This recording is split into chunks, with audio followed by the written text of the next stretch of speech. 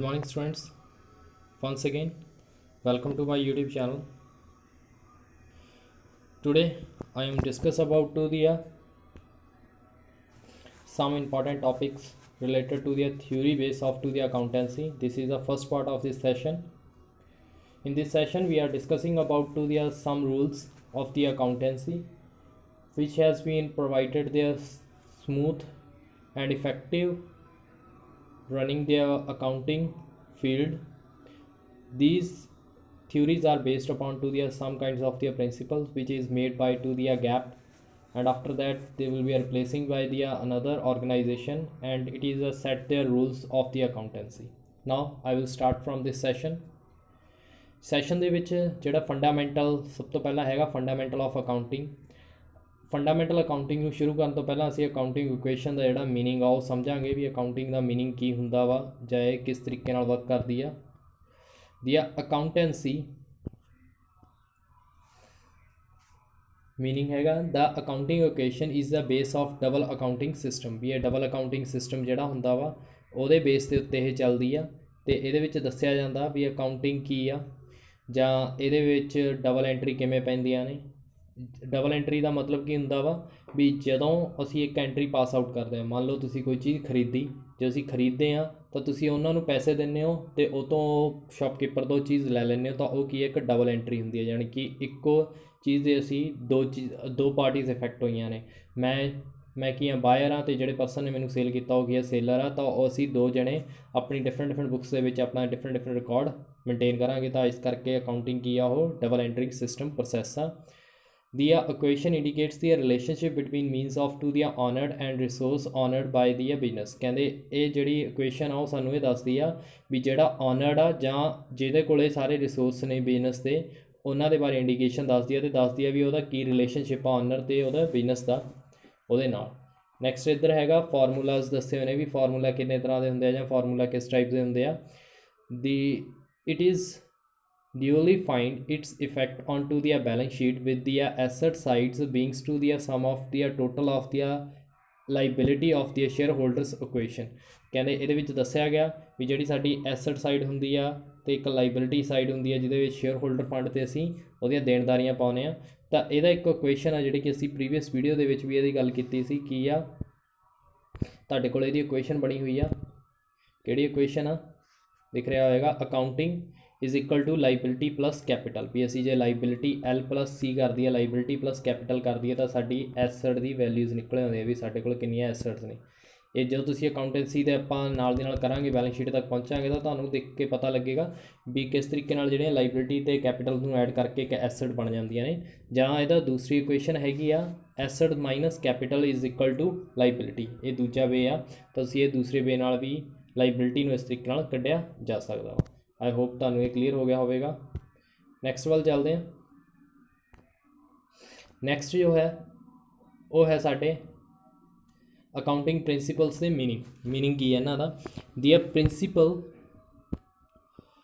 Principal of accounting can also refers to the basic of to the fundamental principles of accounting, cost principle, matching principle, fully disclose principles, revenue recognizing principle, going concern assumptions, accounting identity assumptions and so on। कहने भी ਜਿਹੜਾ principal of accountancy आ वो basic fundamental किहदे उत्ते आ भी साडा किन्ना खर्चा होया, ਅਸੀਂ किस तरीके नाल अपने अकाउंट में मैच कर रहे हैं, ਜਾਂ ਸਾਡੀ ਜਿੰਨੀਆਂ ਵੀ ਇਨਫੋਰਮੇਸ਼ਨਾਂ जो डिस्कलोज होईयां सारियां ਅਸੀਂ शो कीतियां कि नहीं कीतियां, साडी आमदन किन्नी आ, रैवेन्यू नूं रैकोगनाइज़ करना, गोइंग कंसर्न देखना भी साडा बिजनस कदों तक चल सकदा वा, इकनॉमिक आइडेंटिटी साडा जिहड़ा साडे कोल किन्ना पैसा वा ते असीं किन्ना पैसा लगा सकदे हां। तां ये जिहड़े ने अकाउंटिंग प्रिंसीपल दा एक मेन मोटिव बनदे ने।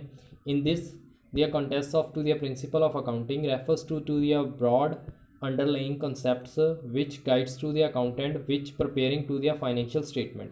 ਕਹਿੰਦੇ ਇਹ ਕੀ ਹੁੰਦਾ ਵਾ, ਇੱਕ ਕਨਸੈਪਟ ਹੁੰਦਾ ਵਾ ਜਿਹੜਾ ਸਾਨੂੰ ਗਾਈਡ ਕਰਦਾ ਵਾ ਅਕਾਊਂਟੈਂਟਸ ਨੂੰ ਵੀ ਅਸੀਂ ਕਿਸ ਤਰੀਕੇ ਨਾਲ ਫਾਈਨੈਂਸ਼ੀਅਲ ਸਟੇਟਮੈਂਟ ਨੂੰ ਬਣਾ ਸਕਦੇ ਹਾਂ ਅਤੇ ਕਿਸ ਤਰੀਕੇ ਨਾਲ ਉਹਨਾਂ ਨੂੰ ਰਨ ਕਰ ਸਕਦੇ ਹਾਂ। ਆਈ ਹੋਪ ਤੁਹਾਨੂੰ ਇਹ ਜਿਹੜਾ ਪ੍ਰਿੰਸੀਪਲਸ ਦਾ ਮੀਨਿੰਗ ਆ ਉਹ ਸਮਝ ਆਇਆ ਹੋਵੇਗਾ। ਅੱਗੇ ਚੱਲਦੇ ਹਾਂ। ਅੱਗੇ ਹੈ ਸਾਡਾ ਇਹਦੇ ਫੀਚਰਸ ਕੀ ਨੇ अकाउंटिंग दे, अकाउंटिंग प्रिंसीपल्स के की फीचर्स ने। फस्ट जिहड़ा इहदा फीचर आ वो हैगा मैन मेड। मैन मेड का मतलब भी ये की आ बंदियां द्वारा बनाया जाता वा कंसैप्ट आ अकाउंटेंसी का, ये कितों बाहरों नहीं आया हुआ, ह्यूमन द्वारा बनाया जाता तो वो अकॉर्डिंग जिस भी चीज़ों उन्होंने सही लगदियां ने तो उस अकॉर्डिंग ये चलदियां ने। नैक्सट हैगा ऑबजैक्टिबिलिटी, जी अकाउंटेंसी है वो किसी ऑबजैक्ट के उत्ते बेस्ड होंगी है भी असी की सोच के अकाउंटेंसी बना रहे हैं, असी प्रॉफिट नूं देखना वा, साडी कॉस्ट नूं मेजर करना वा, जां साडा सरप्लस कितना हो रहा, बिजनस कितना डाइवर्सीफाई होया, तो ये पर्सन के उपर जिहड़ा ऑनर हुंदा उहदे उपर डिपेंड करता भी वो किस ऑबजैक्टिव के लिए इस चीज़ नूं बना रहा वा, जां इस चीज़ का उहदा की मेन मोटिव सी। तो यह हो गया ऑबजैक्टिविटी। नैक्सट हैगा वा यूजफुलनैस, भी ये कितना का यूजफुल है साडे लई, जिहड़ी एक अकाउंटिंग इनफॉर्मेशन बनती आ वो की हो सकती है, एक परसन द्वारा बनाई जा सकती है, वो वाइस भी हो सकती है। वाइस का मतलब की हुंदा भी पक्षपात यह भी कर सकती है, वो अपने अकॉर्डिंग बना लवे, ये ना होवे भी असी ये किस चीज़ के लिए किस मोटिव के लिए असी जिहड़ी अकाउंटेंसी बना रहे हैं, जां वो प्रिंसीपल नूं फॉलो कर रहे हैं, तो यह भी जरूरी है। नैक्सट हैगा फिजिबिलिटी, कि ये जिहड़ा मैं अकाउंट्स बनाया ना ये कि मेरे पूरे बिजनस नूं डिस्कलोज कर रहे हैं, ये जिहड़ी मेरियां सारियां रिलेटेड जिन्नियां भी इनफॉर्मेशन सी वो सारियां रिकॉर्ड हुई कि नहीं रिकॉर्ड हुई, इस दे रिलेटेड भी सानू इस दे विच पता होना जरूरी है।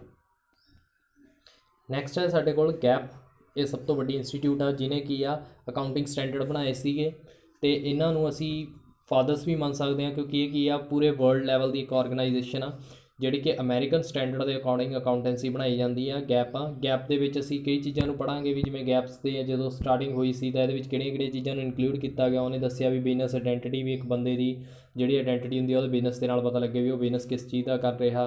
दूजा हैगा मॉनिटरी यूनिट, उहदे विच जिहड़ा भी कोई भी तुसीं बिजनस करते हो मनी दे विच मेजर होना चाहिए, तां ही वो बिजनस दे विच काउंट होएगा। टाइम पीरियड हरेक चीज़ का भी एक टाइम पीरियड होएगा, अकाउंट्स बनाने का एक पीरियड होएगा 1 ईयर 2 ईयर, वो दस्सिया उन्होंने।